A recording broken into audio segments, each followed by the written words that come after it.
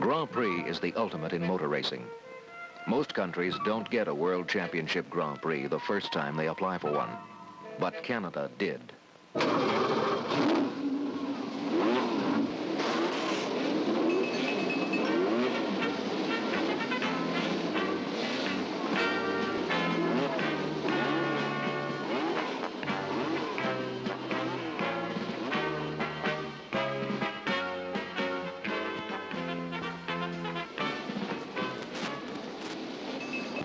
Everything seems to be in readiness for the start of the first Formula One World Championship event ever to be run in Canada. The very top competition in the auto racing world is here. The very top drivers in the world. We'll see some spectacular action, no doubt. You're just about ready to go, and they move on.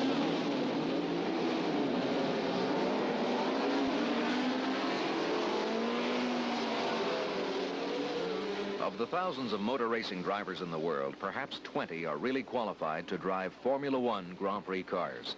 Of that elite group of super athletes, most are at Canada's Mosport track today, facing conditions that would destroy lesser men.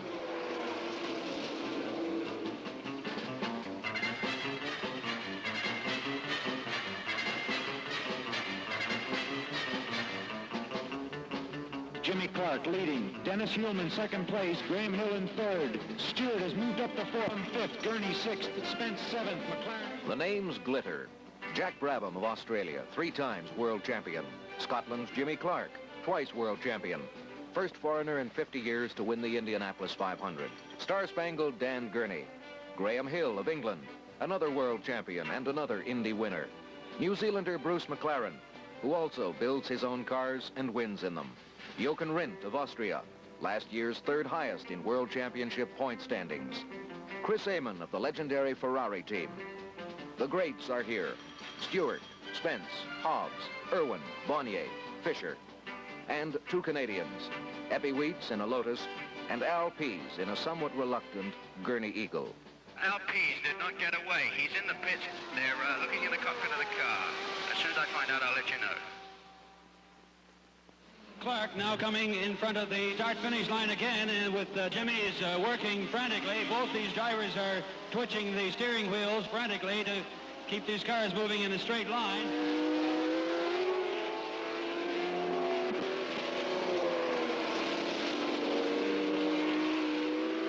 Into the pits we have car number 71, that's Jochen Rindt. On a dry track, a Grand Prix car can do 1 hour. On today's wet and slippery track, with visibility severely limited, these cars are still touching 125 miles an hour, riding that hairline just this side of disaster. They're all having trouble in Moss as they swing out on the outside of it, but in the chute they're using a different line.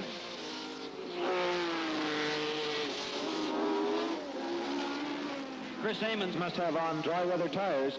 Jackie Stewart right behind Jack Brabham in the number 5 spot, followed by Mike Spence and Chris Irwin. Then there's a gap, and we have Dan Gurney, who is not moving that quickly, David Hobbs, Joe Rindt, and Joe Bonnier. Al Pease is just trying to get away right now. He's had a battery problem. It's either loose connections or a dead battery. We're not sure which yet. The Grand Prix car weighs usually less than 1,500 pounds. Its rear-mounted engine delivers 400-odd horsepower to fat, foot-wide tires. It is built to a precise international formula. With its spare parts, it can be worth $100,000.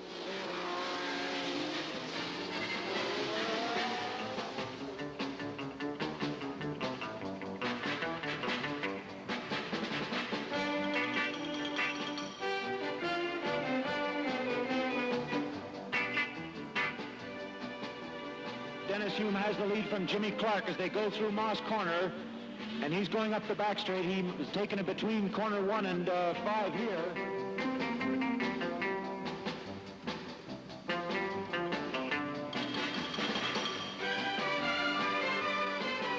Motor racing is the biggest spectator sport there is, by far outdrawing baseball, football, soccer, or bullfighting. Why? Because of its supermen performing super feats of skill. Men like this year's superstar, Dennis Hulme. Gives you great satisfaction that you've completed a race and won it. You've had the car in all opposite lock and various positions on the circuit and got away with it, and you've come home the winner, driven it as hard as you can for 2.5 hours or so. And this gives you great satisfaction. The fastest man is again New Zealand's Dennis Hulme, now at the 15th lap of the 90-lap Grand Prix of Canada. Dennis Hulme, the present leader in the World Driving Championship point standings, and if Dennis Hulme picks up a victory here this weekend, he is going to be extremely difficult to beat out for that championship. A third position here today and a couple of thirds at the next 2 or 3 Grand Prix will give him enough points to hold off the best challenge from any of these cars. Jack Brabham has the best shot at winning the title other than Dennis Hulme, and Brabham has 25 points to Hulme's 37 points. Though Grand Prix motor racing started at the turn of the century, it was not until 1950 that a point system was evolved that showed which driver was best of all. Since then, the World Championship title has been held by only 9 men. Current reigning champion and 3-time world winner is calm 42-year-old Jack Brabham, now lying 4th place in the 20th lap of the first Grand Prix of Canada, a race that is proving an incredible test of skill, even for the best motor car drivers in the world.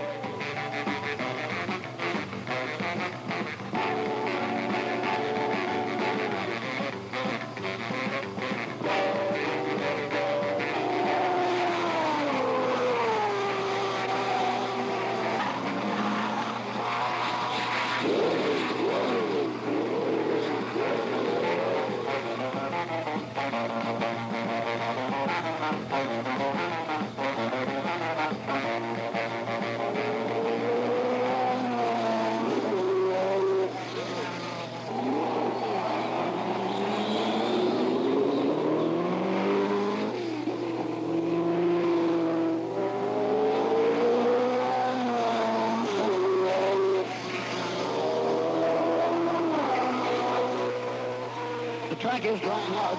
David Stone tells us that the lap times are coming down now very definitely.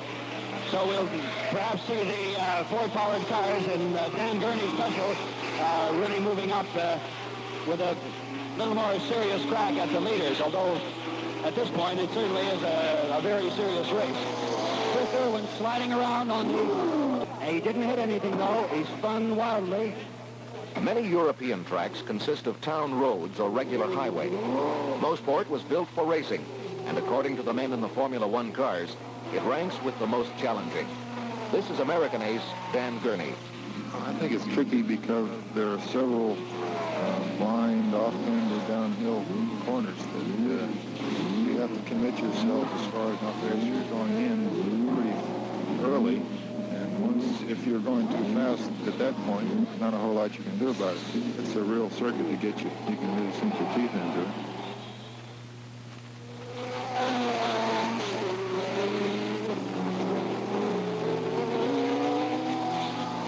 Chris Irwin coming into the pitch now. I went off the road a little bit and got some mud or something in the carburetor and the throttles are sticking, but we may well not continue now.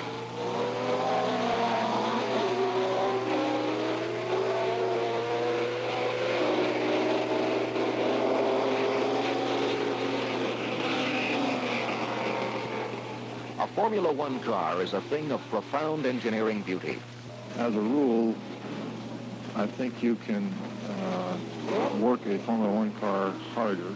It'll stand up to more abuse than the other kinds of cars, and therefore you can just really work up the sweat driving a Formula One car, whereas some of the other cars will just they're not quite man enough to take that sort of punishment. Al Pease is back on the course, too. He just came on the course now. The leaders went through here lapping the Hobbs.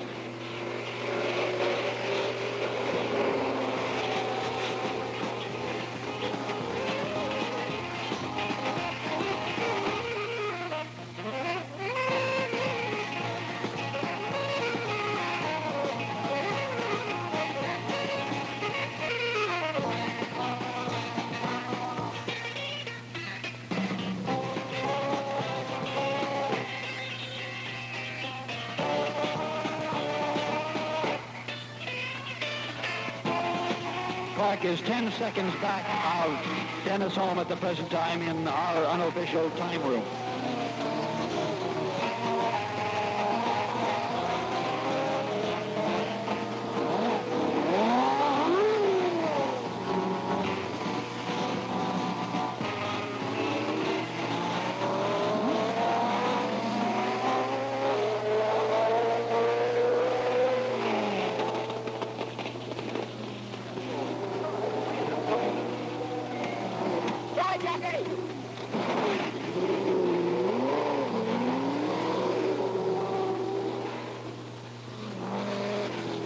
And we do have a slightly damp track again, no question about it. They can't charge like they have been in the past. But Clark is in number one.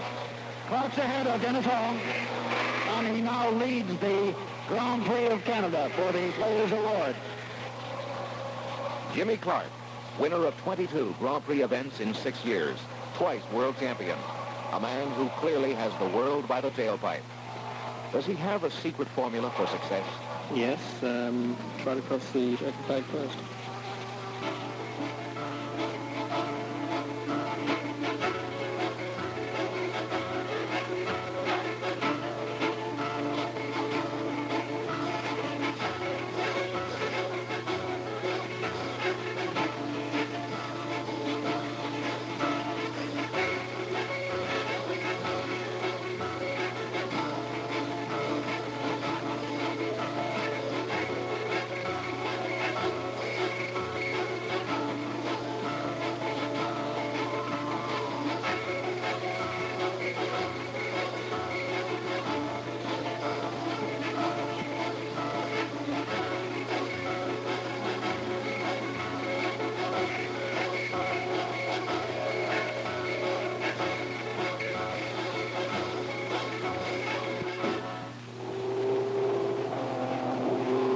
Was dry, Jimmy Clark's power and skill put him into the lead. But his wide-open engined Lotus car failed in the rain, and Clark is left behind.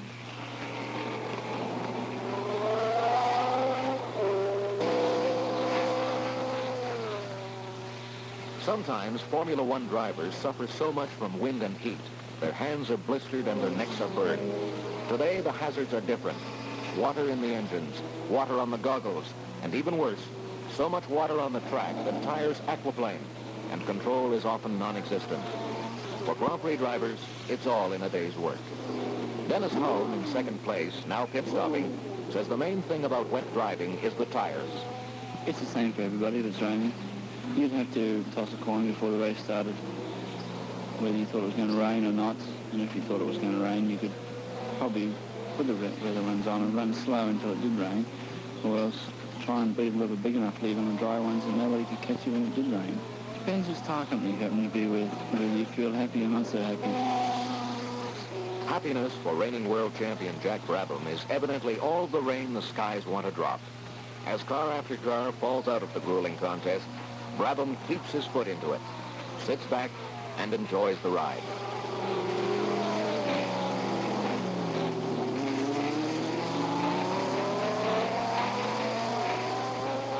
There goes Jack Brabham by the start-finish straight.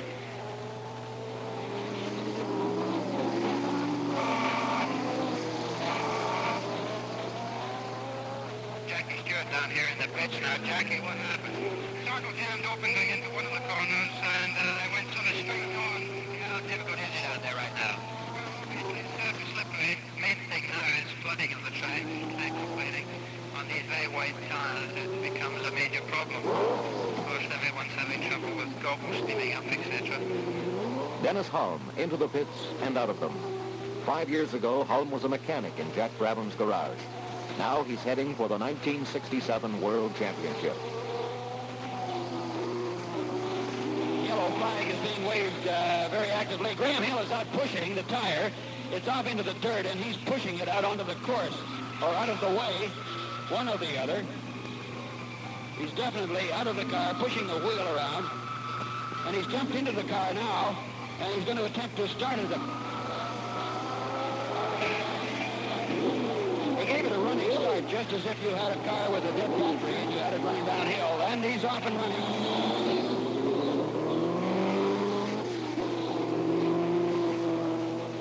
England's Colin Chapman, the engineering genius who stood the world of motor racing on its ear by winning everything in sight, including the Indianapolis 500, with his funny rear-engined Lotus cars. Just now, he's lost to Lotus. Jimmy Clark is swamped near Moss Corner.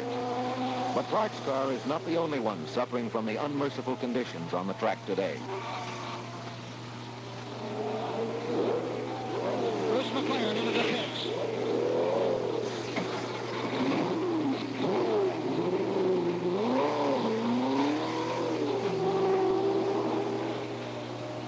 Here's Jim Clark coming into the pits this time around. He's decided not to keep running. The drivers are the best in the world, and so are the cars. But jockeying a Formula One through a rainstorm at well over 125 miles an hour is clearly a test for titans.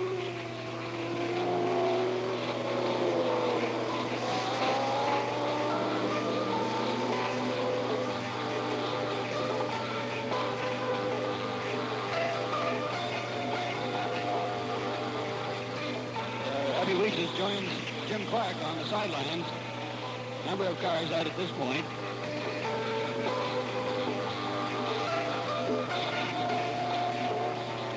We have Dan Gurney in the pits now. He's come in for a change of covers.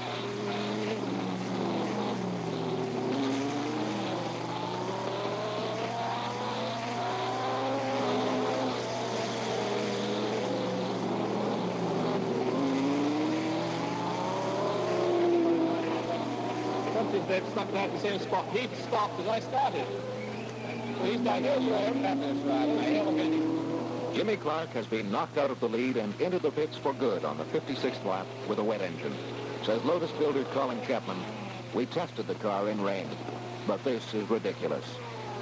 So far in this race, the lead has been held by Jimmy Clark, by Dennis Hulme, and now by the all-powerful Jack Brabham, whose roaring first-place Brabham Repco is undulating like a merry surfboard around the final laps of Canada's first World Championship Grand Prix motor race. Brabham's teammate, Dennis Hulme, is having different luck.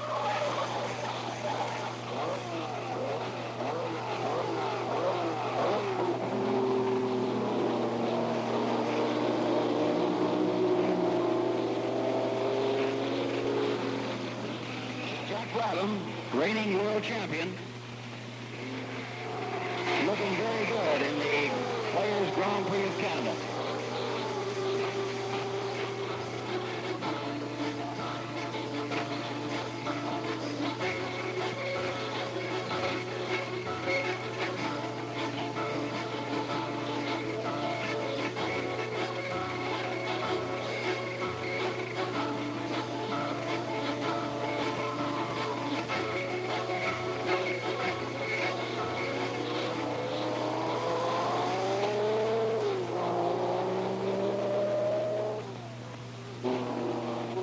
Here comes Jack Brabham, spraying water from the wheels, and he puts his left hand high in the air as he takes the checkered flag, and that's the win. The Players Grand Prix of Canada goes to reigning world champion Jack Brabham of Australia.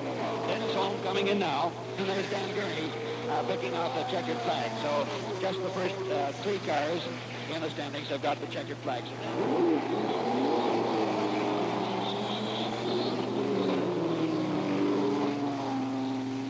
The winner of Canada's first Grand Prix motor race is Australian Jack Brabham, who has not bungled a ship, who has not placed a wheel wrong, and who, like all the other Formula One drivers here this afternoon, has shown Canadians what Grand Prix, the ultimate in motor racing, is really like.